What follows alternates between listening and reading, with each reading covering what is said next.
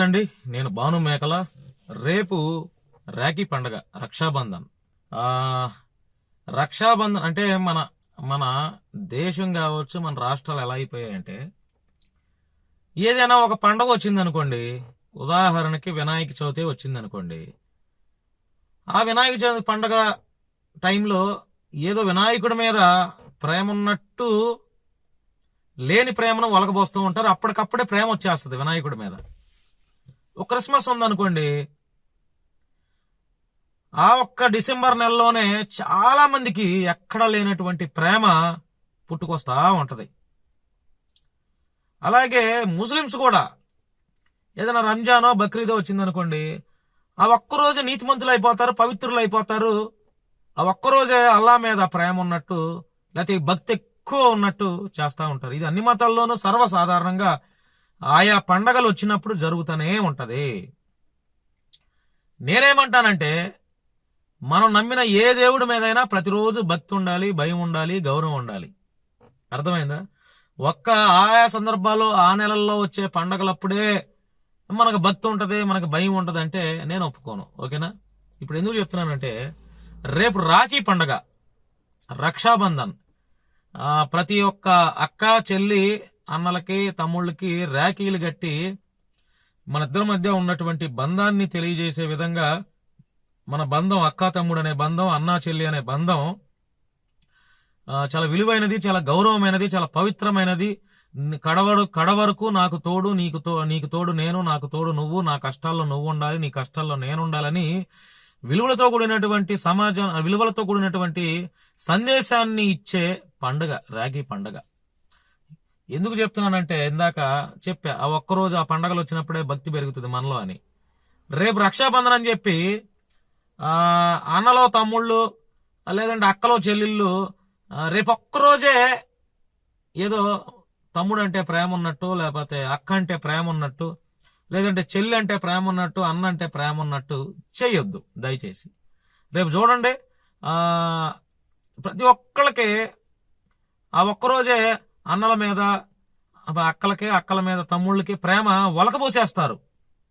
రక్షాబంధన్ రా తమ్ముడు అని రాఖీ కడతారు. చెల్లెళ్ళు కూడా అన్నయ్యకి రాఖీలు కడతారు. అన్నయ్యలో డబ్బులు ప్రేమతో అక్కలకో చెల్లెళ్ళకో డబ్బులు ఇస్తారు. అది రేపు సాయంత్రం దాకా ఇవన్నీ జరుగుద్ది, ఎల్లుండి నుంచి ఏం ఉండదు. నేనేమంటానంటే, ఇది మెసేజ్. ఎవరైతే రేపు మీ అన్నలకో, లేకపోతే మీ అక్క, మీ తమ్ముళ్ళకో ఎవరైతే రాఖీలు కడతారో, ఆ రాఖీలు కట్టినప్పుడు ఆ ఒక్కరోజు నామమాత్రంగా రాఖీ కట్టడమే మాత్రమే కాకుండా, కష్టాల్లో, నష్టాల్లో, సంతోషాల్లో, బాధల్లో, ఇబ్బందుల్లో ఈ అన్న తమ్ముడు ఆ అక్కా చెల్లెలకి తోడుండాలి. అక్కా చెల్లెల యొక్క బాధలు పంచుకోవాలి, కష్టాల్లో అండగా నిలబడాలి. పెళ్లి చేసి పంపించేసేవలే బావ చూసుకుంటాడు, బామ్మర్ది చూసుకుంటాడు అంటే కరెక్ట్ కాదు. ఎంతమంది అన్నలు, ఎంతమంది తమ్ముళ్ళు మీ కడుపున మీ రక్తాన్ని పంచుపుట్టుకున్నటువంటి అక్కల మీద ప్రేమ ఉంది? ఎంతమంది అక్కలకి మీ రక్తం పంచుకు పుట్టుకున్నటువంటి తమ్ముళ్ళ మీద ఎంతమంది ప్రేమ ఉంది? ఆడవాళ్ళు పెళ్లిళ్ళు వెళ్ళిపోయిన తర్వాత చాలా మంది మనకు సపోర్ట్ గా నిలబడినటువంటి తమ్ముళ్ళని, అన్నలను పట్టించుకోరు. మా వాళ్ళ బతుకు వాళ్ళది, మా బతుకు మాది అన్నట్టుగా ఏదో ఉంటది. మరి ఆ మాత్రం దానికి రాఖీలు కట్టడం, ప్రేమను వలకపోయటం ఇవన్నీ ఎందుకు? అక్క మన ఇంటి నుంచి వివాహం అయ్యి, పెళ్ళయి, బయటికి వెళ్ళిన తర్వాత అత్తింట్లో ఎట్లా ఉందో క్షేమ సమాచారాలు అడిగి తెలుసుకోవాలి. భర్త ఎలా అంటే, బావ ఎలా పట్టించుకుంటున్నాడు, క్షేమ సమాచారాలు తెలుసుకోవాలి.